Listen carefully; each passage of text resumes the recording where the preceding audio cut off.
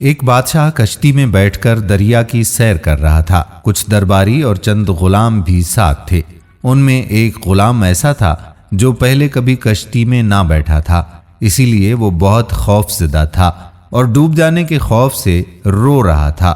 بادشاہ کو اس کا اس طرح رونا اور خوف زدہ ہونا بہت ناگوار گزر رہا تھا، لیکن غلام پر منع کرنے اور ڈانٹنے کا بالکل اثر ہی نہیں ہو رہا تھا۔ کشتی میں ایک جہان دیدہ اور دانا شخص بھی سوار تھا۔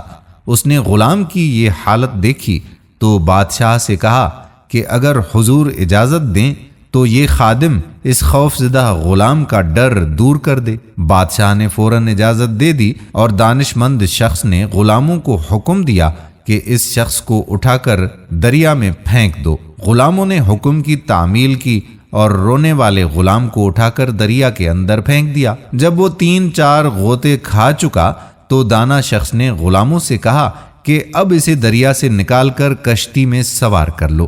چنانچہ غلاموں نے اس کے سر کے بال پکڑ کر کشتی میں گھسیٹ لیا اور وہ غلام جو ذرا دیر پہلے ڈوب جانے کے خوف سے بری طرح سے رو رہا تھا، بالکل خاموش اور پرسکون ہو کر ایک طرف بیٹھ گیا۔ بادشاہ نے حیران ہو کر سوال کیا کہ آخر اس بات میں کیا بھلائی تھی کہ تم نے ایک ڈرے ہوئے شخص کو دریا میں پھینکوا دیا، اور مزید حیرت کی بات یہ ہے کہ یہ اب خاموش بھی ہو گیا ہے۔ دانا شخص نے جواب دیا کہ حضور والا، اصل بات یہ تھی کہ اس نے کبھی دریا میں غوطہ کھانے کی تکلیف نہیں اٹھائی تھی، اس طرح اس کے دل میں اس آرام کی کوئی قدر نہ تھی جو اسے کشتی کے اندر حاصل تھا۔ اب ان دونوں کی حقیقت اس پر روشن ہو گئی اور خاموش ہو گیا۔ جس نے دیکھی نہ ہو کوئی تکلیف قدر آرام کی، وہ کیا جانے۔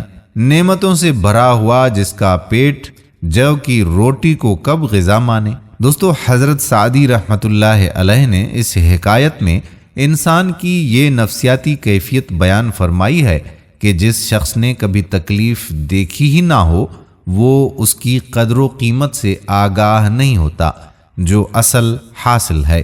اس کے علاوہ ایسا شخص جسارت اور قوت برداشت سے بھی محروم ہوتا ہے۔ مسرت اور کامیاب زندگی وہی شخص گزار سکتا ہے جو رنج و راحت دونوں سے بخوبی آگاہ ہو۔